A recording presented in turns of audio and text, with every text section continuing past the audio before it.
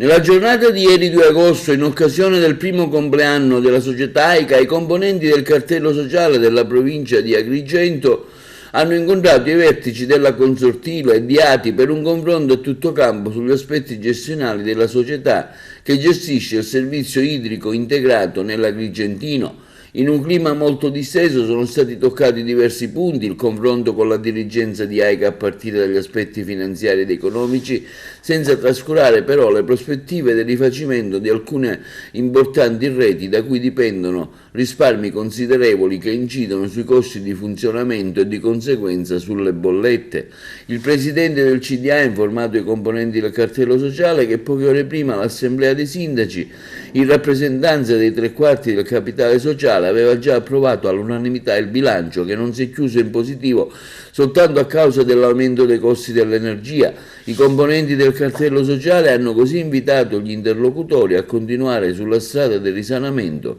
e hanno inviato il management di AICA a utilizzare meglio la comunicazione per rendere edotti gli utenti e tutti gli stakeholders dei risultati della gestione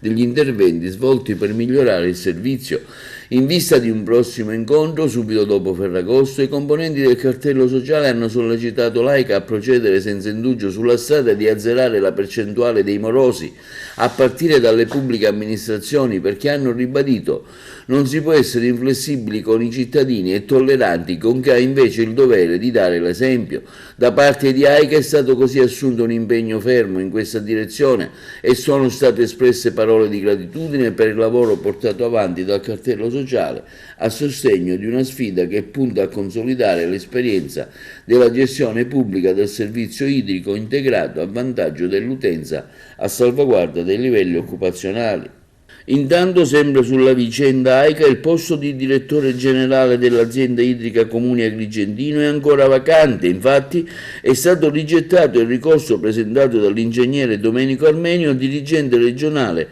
vincitore dello specifico concorso bandito dall'AICA, ma impossibilitato ad assumere l'incarico per la mancata concessione dell'aspettativa preordinata da parte dell'assessorato regionale alla funzione pubblica. Adesso, pertanto, secondo la normativa in materia, si procederà allo scorrimento della graduatoria concorsuale e la carica di direttore generale dell'AICA dovrebbe essere assegnata al dottor Claudio Guarneri.